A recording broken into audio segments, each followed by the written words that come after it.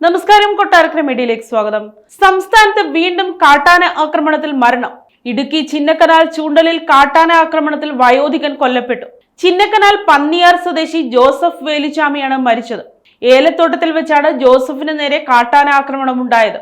ഏലത്തോട്ടത്തിൽ കാട്ടാനയുടെ ചവിട്ടേറ്റ് കിടക്കുന്ന നിലയിലാണ് ജോസഫിനെ കണ്ടെത്തിയത്. ഇന്ന് രാവിലെ 11:45ഓടെയായിരുന്നു ആക്രമണം ഉണ്ടായതെന്നാണ് വിവരം. നിലവിൽ കൊല്ലപ്പെട്ട വയോധികന്റെ മൃതദേഹം ആശുപത്രിയിലേക്ക് മാറ്റി. കുരുവിള സിറ്റി കുടുംബാരോഗ്യ കേന്ദ്രത്തിലേക്കാണ് മൃതദേഹം മാറ്റിയത്. വനവകുപ്പ് ഉദ്യോഗസ്ഥർ എത്തിയാണ് മൃതദേഹം ആശുപത്രിയിലേക്ക് മാറ്റിയത്. ഇൻക്വസ്റ്റ് നടപടികൾക്ക് ശേഷം മൃതദേഹം പോസ്റ്റ്മോർട്ടം നടത്തും. ആനക്കൂട്ടം സ്ഥലത്ത് തന്നെ തുടരുന്നതിനാൽ ആക്രമണം നടന്ന് 1 മണിക്കൂറിന് ശേഷമാണ് മൃതദേഹം മാറ്റാൻ കഴിഞ്ഞത്. പ്രദേശത്ത് കാട്ടാനകൾ ഇപ്പോഴും തമ്പടിച്ചിരിക്കുകയാണ്.